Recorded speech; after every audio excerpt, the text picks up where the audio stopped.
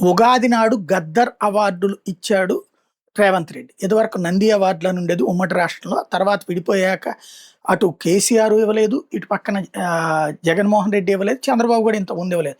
నంది అవార్డులు అప్పుడే ఇస్తానని ప్రకటించి ఆ తర్వాత దాంట్లో కుల కూడా వచ్చి ఆపేశారు 2019కి ముందు.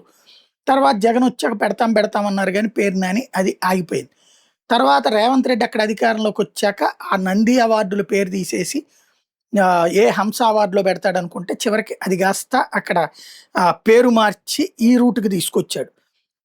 ఏదైతే గద్దర్ అవార్డులు అన్నటువంటిది. ఆ గద్దర్ అవార్డుల సందర్భంగా కొంతమంది నటులు ఆర్ నారాయణమూర్తి లాంటి వాళ్ళు అయ్యా నంది అవార్డులు ఇవ్వండి, ఆంధ్రప్రదేశ్ కూడా ప్రోత్సహించండి సినిమా వాళ్ళని అని పిలుపునిచ్చినటువంటి నేపథ్యం. రీసెంట్‌గా మన ఎవరైతే జనసేనకు సంబంధించినటువంటి మంత్రి కూడా ఉన్నారు కదా! ఇప్పుడు సినిమాటోగ్రఫీ మంత్రి కందుల దుర్గేష్ కూడా చేస్తామన్నటువంటి నేపథ్యంలో ఇప్పటికి 2 ఏళ్ళు అయిపోయింది. కాబట్టి ఉగాదికి చేయాల్సింది నంది అవార్డులు.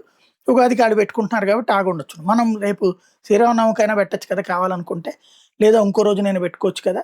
నంది అవార్డులు ఇవ్వాల్సిన ప్రకటన అన్నది ముఖ్యమైనటువంటిది.